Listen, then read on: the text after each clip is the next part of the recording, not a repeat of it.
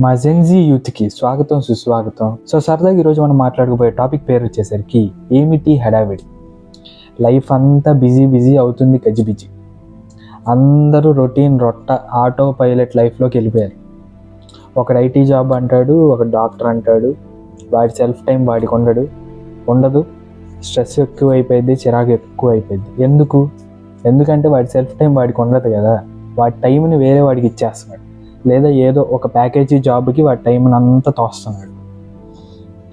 చాలామంది స్ట్రెస్కి చిరాకులకు గురవుతున్నారు. దయచేసి మీ స్ట్రెస్ఫుల్ లైఫ్ నుంచి బయటకు వచ్చి కొంచెం ప్రశాంతంగా ఎంజాయ్ చేయండి. వీక్లీ వన్స్ అయినా ఎంజాయ్ చేయండి, ఓకేనా?